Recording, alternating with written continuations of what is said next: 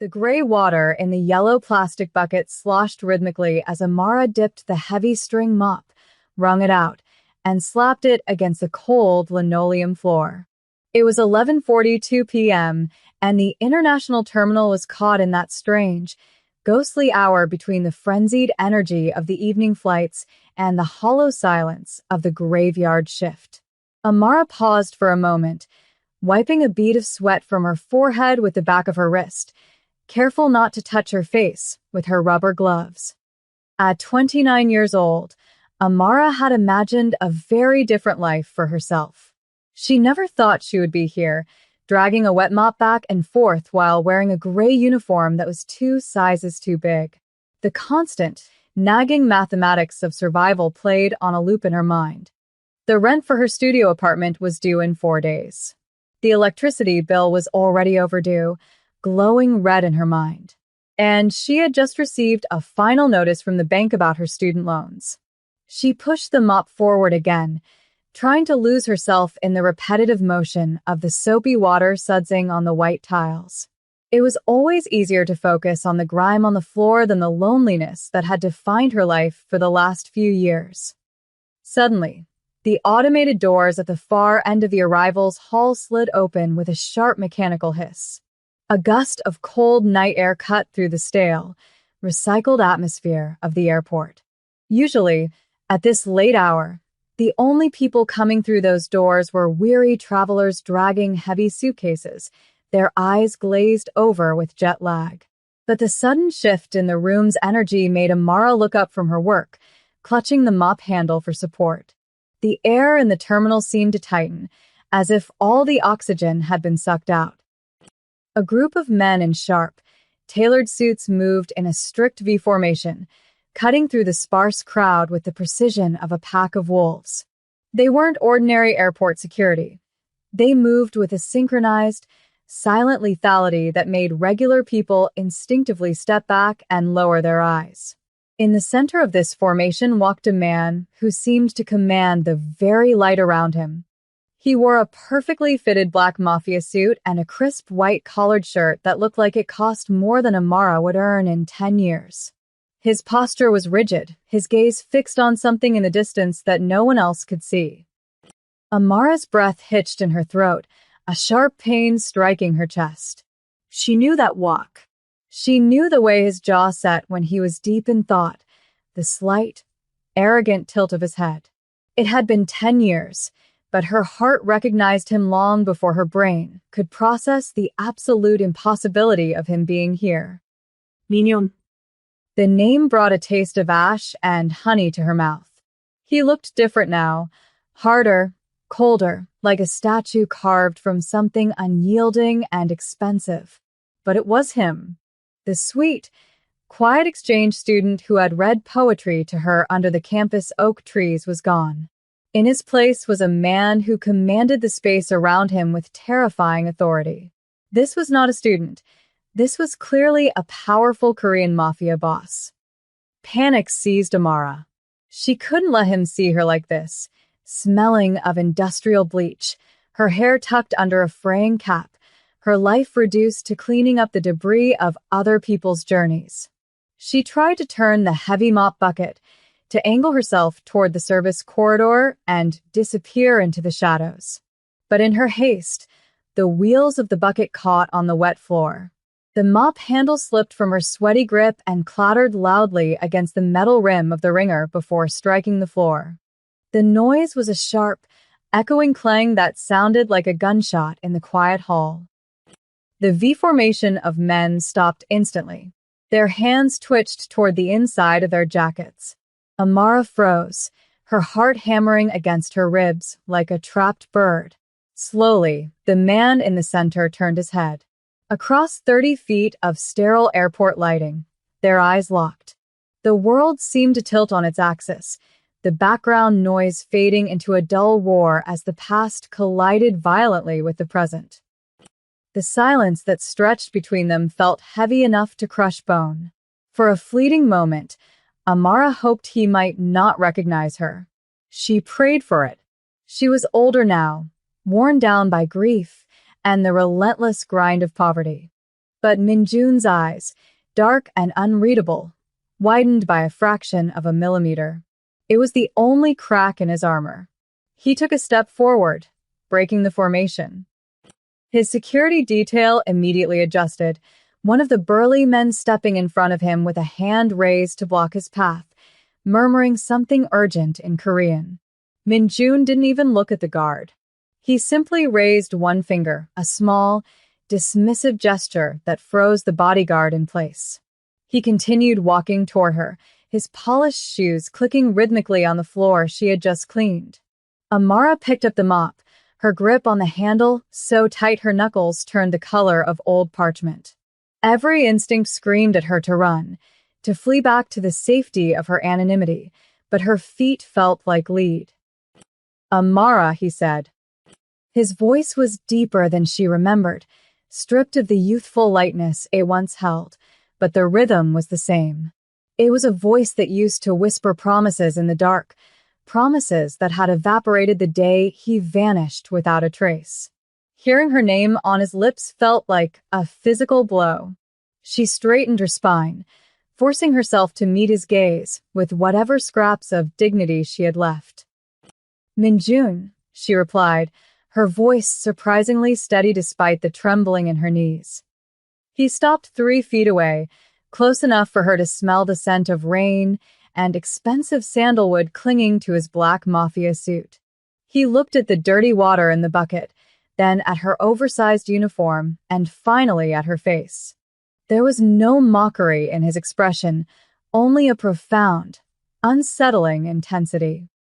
"It has been a long time," he said, his English precise and clipped. 10 years for months and 12 days, Amara thought to herself, but out loud, she just nodded. "Life happens," she said, lifting her chin slightly.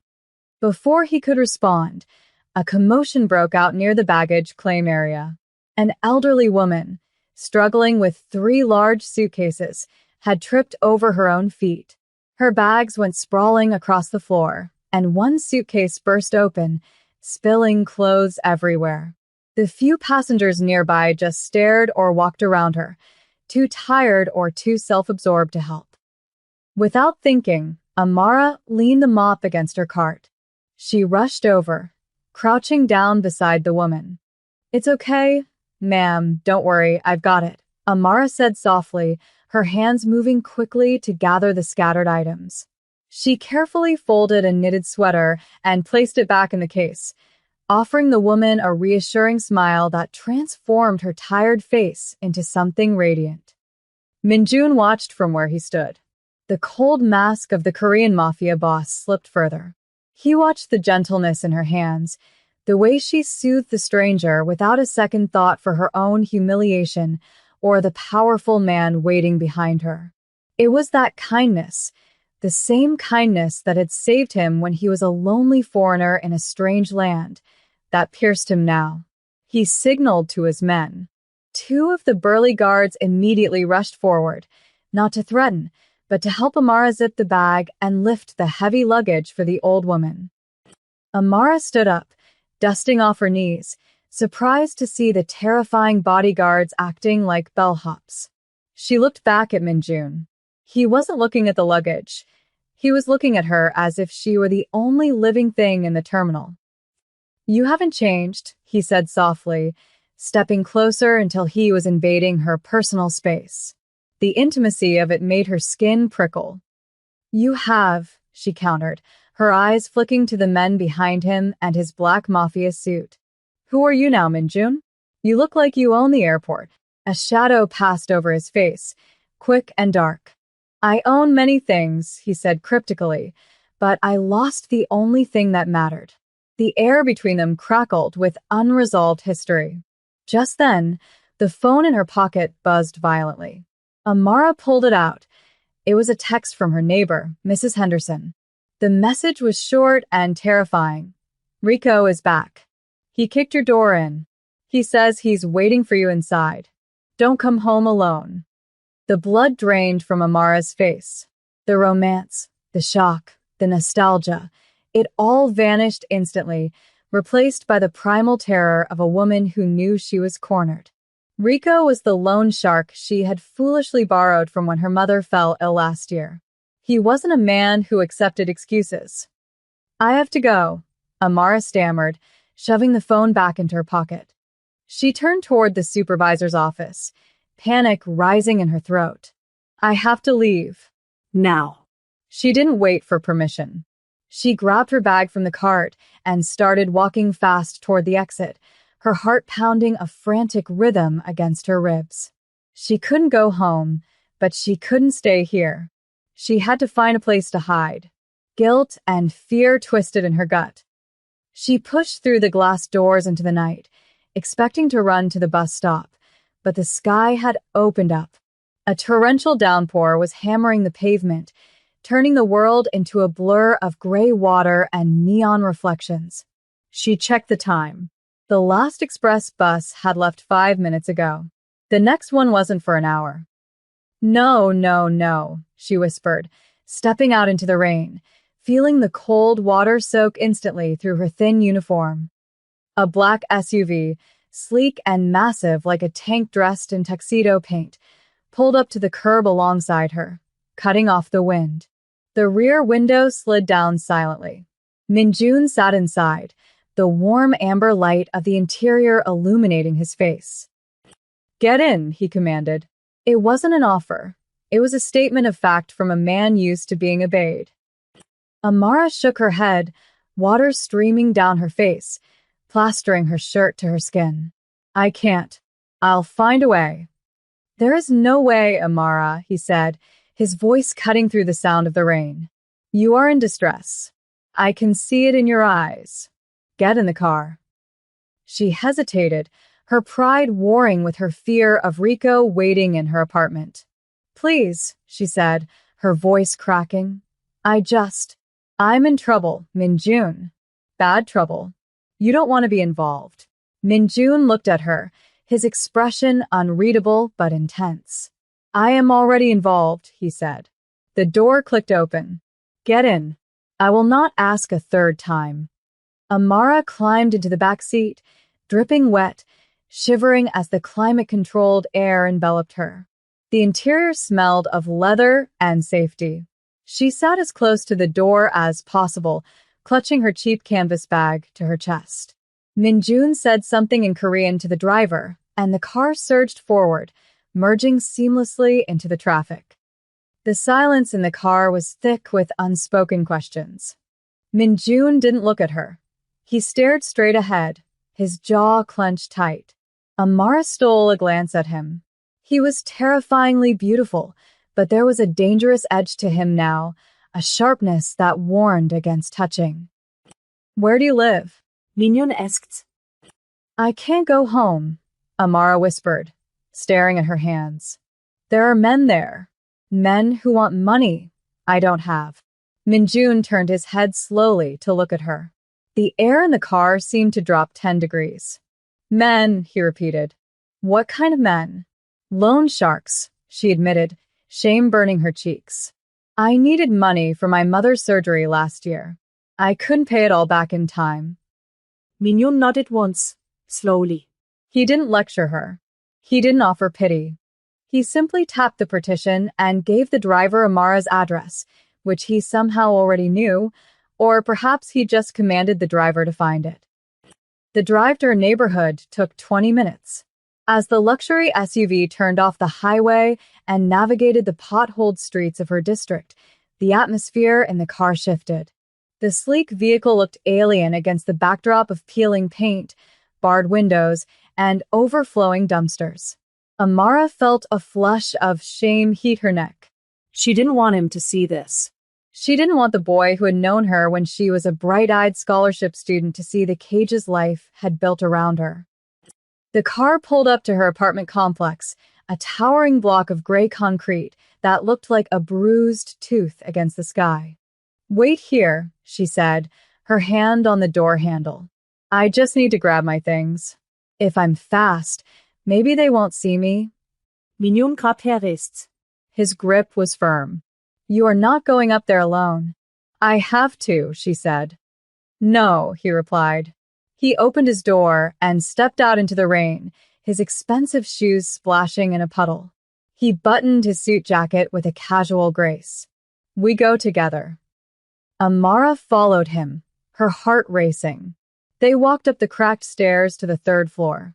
The door to her apartment was already ajar, the lock broken. Inside, 3 men were sitting on her small sofa, drinking her cheap beer. They wore leather jackets and expressions of bored cruelty. It was Rico's crew. Well, Rico said, standing up and tossing an empty can onto her clean floor. "Look at this." The princess finally comes home. He looked past her to Minjun. "And she brought a date. Fancy." "I don't have the money yet," Amara said, stepping in front of Minjun. "I told you, Friday." Rico laughed, a dry, ugly sound. "Friday is gone, sweetheart." "We're done waiting." He pulled a switchblade from his pocket, the metal glinting in the dim light. "We take what we can get. Maybe we start with you." Amara gasped, backing up, but she bumped into a solid chest. Minjun setzte round her. He moved with a fluid, terrifying calmness. He stood with his hands in the pockets of his black mafia suit, looking completely out of place in the shabby apartment and yet entirely in command. "You are leaving," Minjun stated, his voice low and bored. "And you are forgetting this debt." Rico is native. "Who the hell are you?" "Some corporate boyfriend." He lunged forward with a knife. Faster than Amara's eyes could follow, Minjun moved. There was a sickening crack of bone, a blur of motion, and Rico was on his knees, screaming, his arm bent at an unnatural angle. The knife clattered to the floor. The other 2 men jumped up, but before they could attack, Minjun's security details swarmed into the small apartment like a tide of black ink. In seconds, the room was silent again, the 3 thugs restrained and pinned to the floor. Amara stood pressed against the wall, her hands over her mouth, her eyes wide with shock. This wasn't just self-defense. This was military precision. This was violence honed into an art form. This was the work of a mafia boss. Minjun adjusted his white cuffs, his breathing not even elevated. He turned to her, his face softening instantly. "Grab what you need," he said gently. "You are not staying here." But "The debt," Amara whispered. Minjun glanced at the men on the floor. "Consider it paid," he said coldly. He looked back at her. "Pack a bag, Amara. Please." 10 minutes later, they were back in the SUV. The car glided toward the city center, rising above the smog and the struggle. They entered the private garage of a glass spire that pierced the clouds. The elevator ride was silent, the numbers climbing higher and higher until they reached the penthouse. When the doors opened, Amara gasped. The apartment was a palace of glass and steel, overlooking the entire city. It was beautiful, cold, and lonely. "There is a guest room down the hall," Minjun said. "It has everything you need. You are safe here." Amara walked into the living room, feeling like an intruder. Minjun walked to the floor-to-ceiling window, staring out at the city lights, pouring himself a glass of amber liquid. He looked like a king surveying his kingdom, but also like a prisoner in a tower. Amara walked over to a marble-side table where his phone sat. It buzzed, the screen lighting up. She didn't mean to look, but the message was right there. She had taken a few semesters of Korean in college, trying to surprise him back then. She recognized enough characters. "The Northern Territory is secure. The bodies have been disposed of." The blood froze in her veins. She looked at the man standing by the window. The expensive black mafia suit, the disciplined violence in the apartment, the army of guards. It wasn't just business. It wasn't just wealth. He was a monster. A beautiful, protective monster. She backed away slowly, her heart hammering against her ribs. Minjun turned around then, catching the look of horror on her face. He glanced at the phone, then back to her. He didn't try to explain. He didn't try to lie. He just looked at her with those dark, sorrowful eyes. "You are safe here, Amara," he said quietly. That is all that matters. But as Amara looked at him, she realized she didn't know if she was safe from the world, or if she was now in the center of the danger itself. The morning light that filtered into the guest suite was aggressive, bouncing off the polished chrome and white marble surfaces with a blinding intensity. For a disorienting second, Amara reached for the alarm clock on her chipped bedside table, only for her hand to brush against sheets that felt like woven water. The memory of the previous night came rushing back: the airport, the rain, the fight in her apartment, and the text message. Disposed bodies. She sat up abruptly, her heart giving a painful lurch. The silence in the penthouse was absolute. She exhaled a long, shaky breath and swung her legs out of bed. She needed answers. She crept out of the room, her bare feet silent on the heated floors. She followed the smell of toasted sesame oil and brewing coffee to the kitchen. Minjun was there. He had discarded the suit jacket and the tie. His white dress shirt was unbuttoned at the collar, sleeves rolled up to his elbows, revealing forearms corded with muscle and a faint, jagged scar running down his left wrist.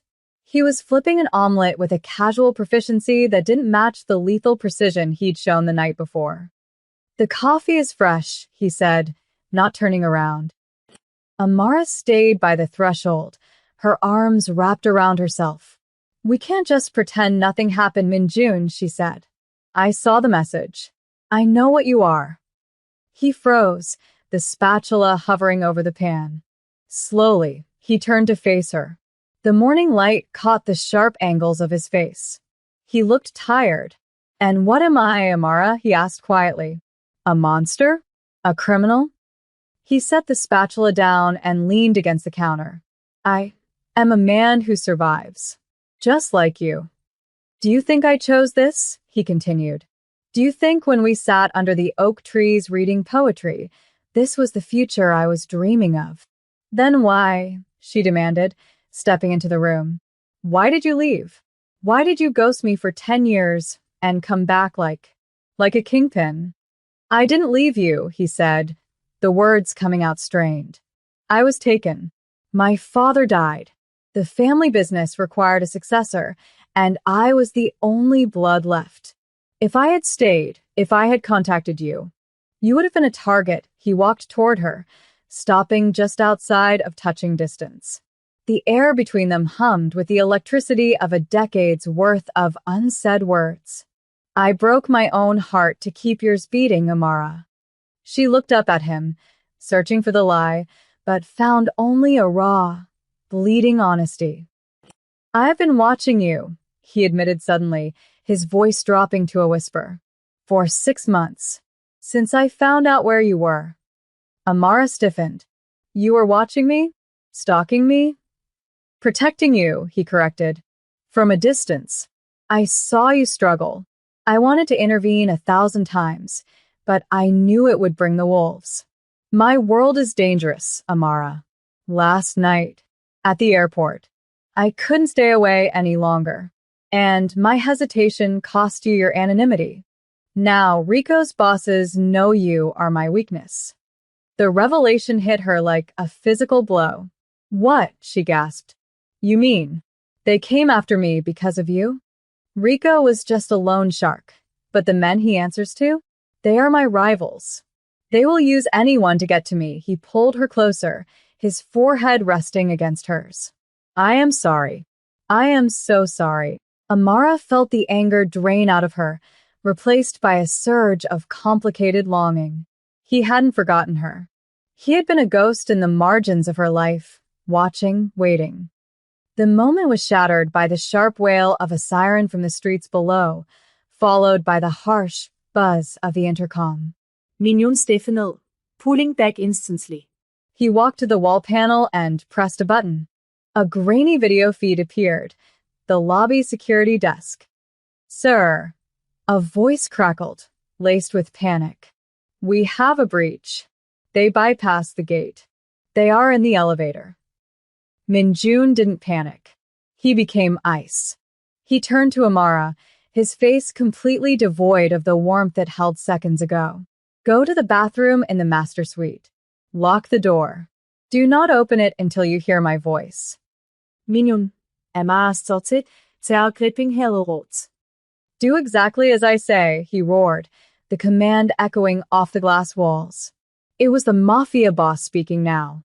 He reached into a drawer and pulled out a sleek, black handgun, checking the magazine with a terrifying familiarity. Go! He didn't look back at her as he moved toward the elevator banks. Amara didn't argue. She ran for the bedroom. She locked the heavy mahogany door, then the bathroom door, huddling in the oversized marble tub. She covered her ears, whispering a stream of nonsensical prayers as the muffled sounds of chaos began to drift through the heavy soundproofing. Dull thuds, the shattering of glass, a rhythmic popping sound that she knew from movies was gunfire. Amara squeezed her eyes shut. She wasn't praying for herself. She was praying for the man in the white shirt who was standing between her and the abyss. The silence that followed was worse than the noise. It stretched for minutes, then an hour. Finally, there was a knock on the bedroom door. A specific rhythm. Top, top, top. Amara. Minjun's voice came through, strained and hoarse. It is over. She unlocked the doors with trembling hands. Minjun was standing in the middle of the bedroom. He had shed his jacket. His white shirt was ruined, stained with blood, some of it red and fresh, some of it drying dark. He was holding his left arm, which was wrapped in a makeshift tourniquet. The room behind him was a wreck, a vase shattered, a bullet hole in the plaster. But he was alive. Amara let out a cry and launched herself at him, forgetting the blood, forgetting the fear. She wrapped her arms around his neck, burying her face in the crook of his shoulder. You idiot, she sobbed. You stupid, dangerous idiot. Minjun winced but wrapped his good arm around her waist, lifting her slightly off the ground. He buried his face in her hair, inhaling deeply. I told you, he rasped, his voice shaking. No one touches you. He stumbled slightly, and Amara realized he was hurt worse than he was letting on. She pulled back, her hands hovering over the blood on his side. You need a hospital, she said, her voice rising in panic. No hospitals, he grunted, leaning heavily on her. My doctor is on the way. Just help me to the chair. She guided him to the velvet armchair in the corner, her hands stained with his blood. It was a baptism of sorts. She was no longer an observer. She was part of this now. As he sank into the chair, his eyes fluttered shut. I tried to let you go, he whispered, his defenses crumbling with the blood loss. 10 years. I tried, but the universe keeps throwing us together. Amara knelt between his legs, pressing a towel against his wound. She looked up at him, seeing the boy she loved and the man she feared, and realizing they were inextricable. Then stop fighting the universe, she said fiercely. You want to protect me?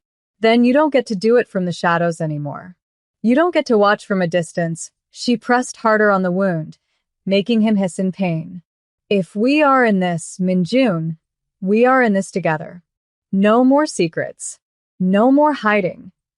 He opened his eyes, dark and glassy with pain, and looked at her with a reverence that took her breath away.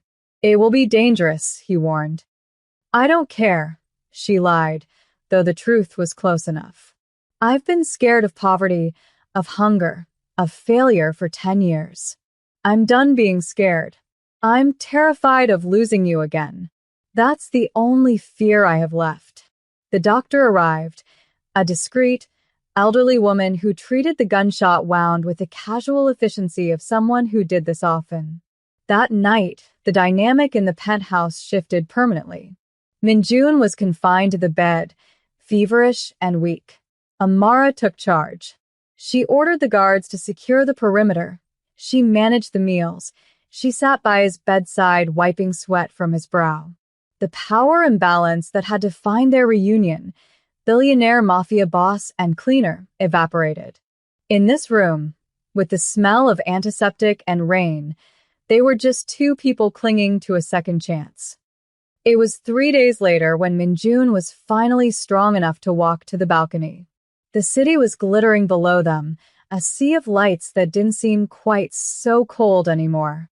Amara stood beside him, leaning against the railing.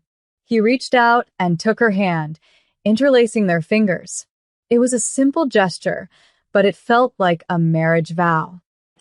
"I am getting out," he said suddenly. Amara looked at him. "What?" "The business," he clarified, looking out at the horizon. "I cannot have both. I cannot have this life and have you. And I am done choosing the life." He turned to her, his expression serious. "It will take time. It will be messy. I will have to dismantle things, pay people off, maybe disappear for a while. But I will do it." Amara squeezed his hand. "We'll figure it out," she said. Minjun chuckled, a low rumble in his chest. "And you? What do you think?" Amara stepped closer, rising on her tiptoes to press a kiss to his jaw, then his lips. It was soft, tasting of promise and relief. "I think you're a lot of work," she teased gently against his mouth. "But I've never been afraid of hard work." He wrapped his arms around her, careful of his injury, and pulled her into the safety of his shadow. For the first time in 10 years, the silence wasn't empty.